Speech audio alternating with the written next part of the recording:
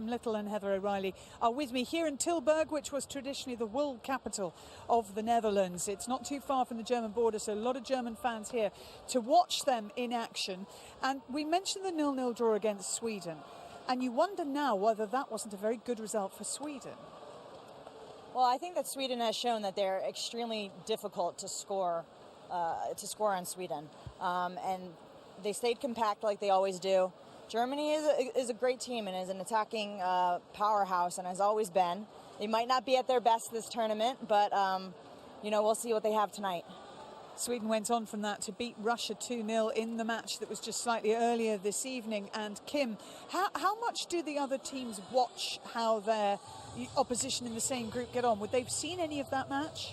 I think so. I think even if I'm playing, you're playing club football, there's games on, especially on the TV, then I think you tend to keep an eye on it. I think it's good to watch teams and know what kind of form they're in, and especially players you're going to come up against. So for me, for example, defenders, I would look at to see, how they're playing, how they look, if they look sharp or not. So yeah, I would think a lot of the players will be watching a lot of the matches. Now let's talk then in detail about Germany. And how would you characterise them as a side, Heather? Are they attacking? Or what are they like?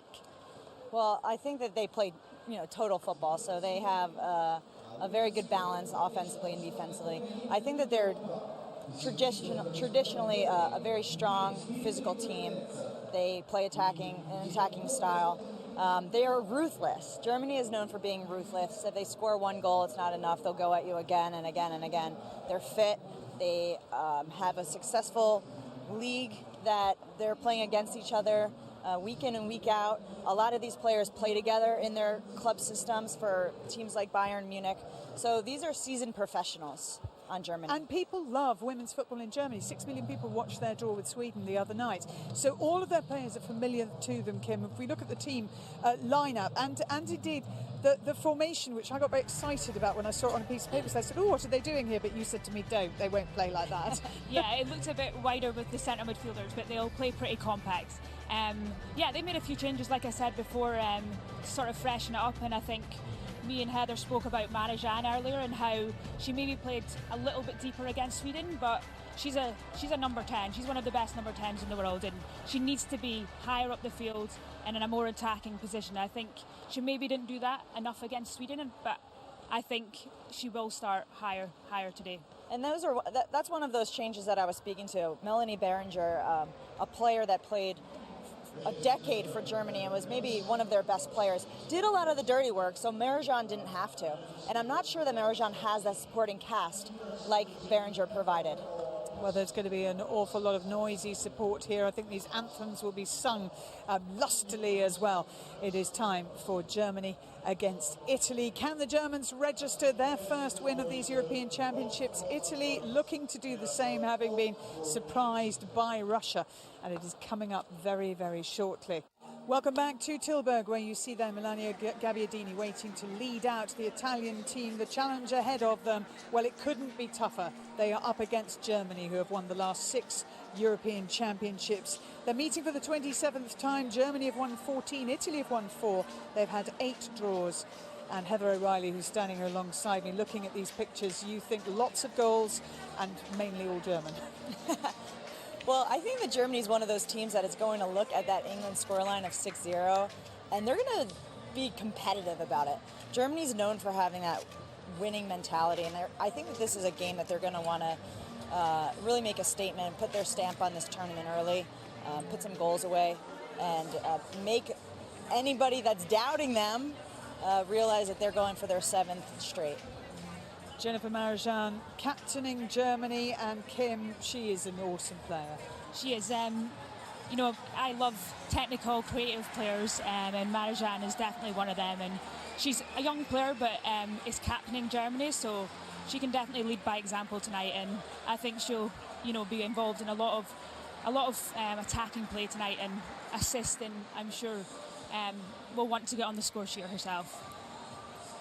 And there, the little girl who's got the honour of bringing out the match ball. The officials are all ready, and here they come onto the pitch in Tilburg. So let's join our commentary team of Lucy Ward and Steve Bauer.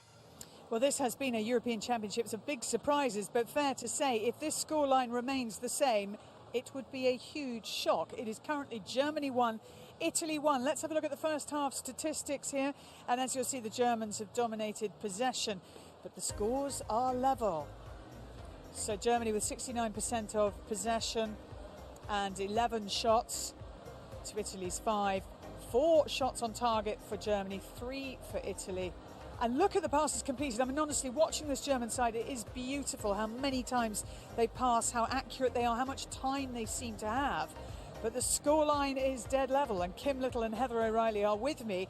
How surprised are you at half-time, Heather? I think this is an incredibly surprising result so far. Italy has to be thrilled with the result in their match 1 and now holding, what some might say the best team in the world to a 1-1 result in this first half. So they have to be thrilled. I think that losing Moro there at the end will be a difficult one to recover from. Yeah, exactly. Italy's goal scorer going off with a bad injury there, Kim, and that really will, I mean, that's a big blow because they haven't got that many players to come in the way that Germany have loads of backup, don't they? Yeah, I think without a doubt, and I think, we said before the game about certain players leading teams, especially teams of maybe slightly lower rankings, and I think, Mauro going off with what looked like quite a bad injury to her ankle will be a little bit of a blow for the Italians. Well, let's have a look at Germany's first goal. It came after 90 minutes, and it was as a result of this foul and then the free kick that was awarded. Well, Mayer and Kurchowski have been getting high and wide all game. That time, Mayer gets fouled, and Marjan takes the free kick that she has been putting good balls in the box all game with corners, with free kicks. Goalkeeper can't keep her hands on that, and Henning's able to. It's such a shame that not one Lara home there. Giuliani. Unlucky play for the goalkeeper. Henning is there to pick up the loose ball. And that is only Josephine Henning's second goal for Germany. She joined Lyon from Arsenal in January of this year. You must know her then. I don't know her particularly well, but a lot of the girls speak about her. And she's obviously played in Germany. She's played in France, in England. She's got a lot of experience and was in the right place at the right time for that goal. And this is interesting because this is Germany losing possession. Italy then on the break, and a stunningly fast run from Bonancia, and then a really good ball in from her. Yeah, we speak about there's a lot more nowadays in men's and women's football attacking throwbacks who are very, very high and get out of position a lot, and I think the Italians exploited the German fullbacks being so far forward, and it was a great run and a finish by Mauro, who through the legs of the goalkeeper. Yeah, straight through the legs of the goalkeeper. Look at Mauro's celebration here. This is quite cool. Yeah, I'm not sure about the celebration, but she's enjoying her moment. She's have a dance. But it is a risky reward with that wing play, and Germany paid for it on that particular play. Yeah, absolutely. But very sad news that Mauro seemed to roll over on her ankle and has gone off, so will take no further part.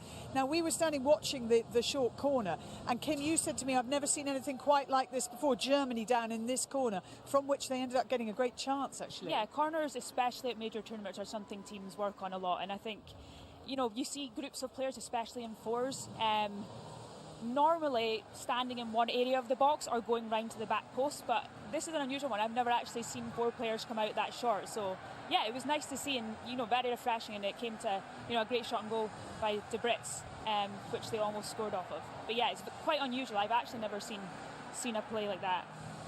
Germany's set pieces have been very dangerous tonight. Yeah, absolutely, and you slightly feel that, they've had a few chances, it hasn't quite come off, only 1 goal from them, but every time Marjan looks in such command, doesn't she?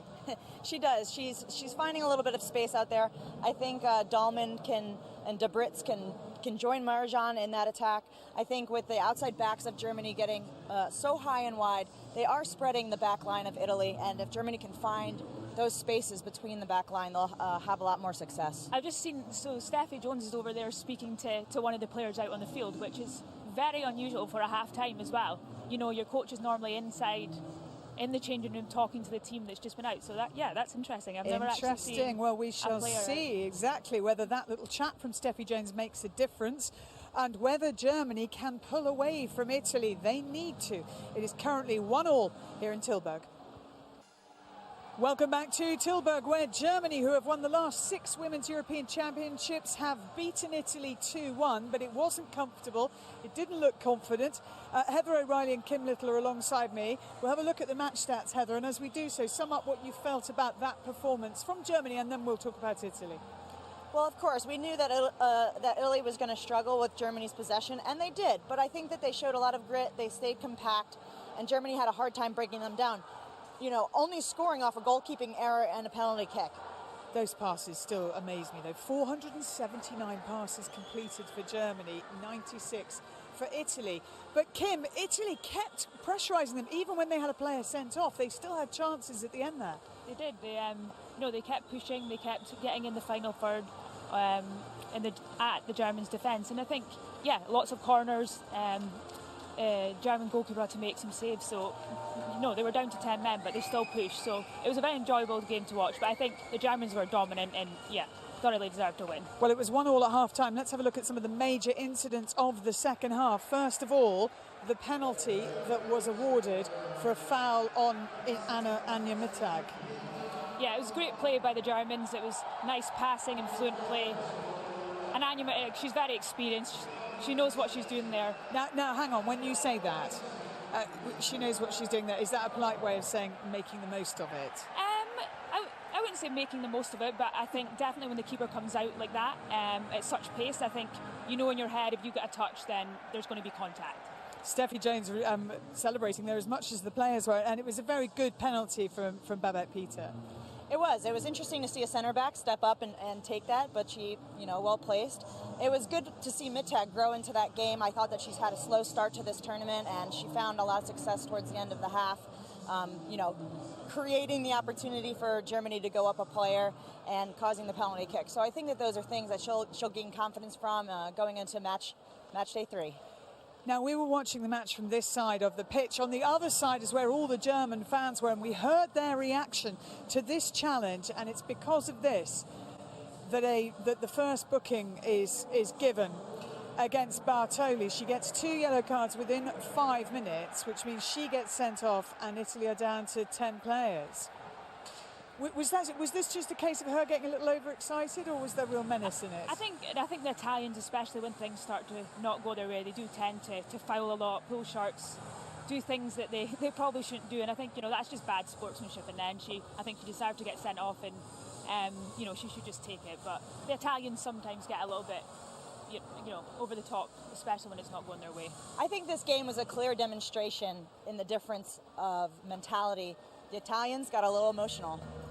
They lost their major goal scorer in Moro with injury. I think the emotions got the best of them. Then they're down a player. And a game that they did a lot of things that they should be proud of sort of got a little out of range for them at the end.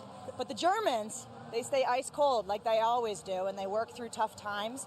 And that's the mentality that's carried them for years. That's very well summed up, Heather. We're going to have a look at a couple of Italy's chances towards the end. This is when they're down 2-10, and still they're causing problems for Germany. So close, a couple of these. Yeah, I think that's an outstanding save for me. That when you're taking free kicks, they tend to leave where the ball is, protecting the goal. The goalkeeper leaves the area there. So for me, that's a very good save. Well, in a tournament like this, you're playing for your country, you're playing for pride. So Italy is going to play until the very end, even if they don't have, an opportunity to progress now through the tournament. I think that they showed a lot of heart to finish that game out. Well, with one match left for all of these teams, let's have a look at how Group B stands. Sweden and Germany both with 4 points, Russia with 3, Italy sadly out of the Women's European Championships. They are on their way home, having lost both of their matches so far. Well, we've got lots more to discuss here in Tilburg, so don't go anywhere. We will be back in just a couple of minutes. Got a reset now, and so have we, because we will be live on More 4 for Scotland against Portugal next Sunday afternoon, 4:30, followed by England against Spain. That's on Sunday evening at 7:30. It's going to be very exciting. Heather and Kim, which is the most impressive team you have seen so far? Heather? I'm going with England. The variety of goals that they scored and the chances they created is unlike any team in this tournament so far. Kim, what about you? Yeah, I'm going to say the host nation, the Netherlands. I think, they've only won both games 1-0, but I think they've been dominant and been very effective and, fun to watch. Wins tonight, though, for Germany and for Sweden in Group B means that they are highly likely to be progressing to the knockout stages. And who knows at what stage we will be seeing either of them, either against the Netherlands or against England, your two picks. Thank you to Kim, thank you to Heather, and indeed all our team here. And thanks to you for watching. Bye-bye.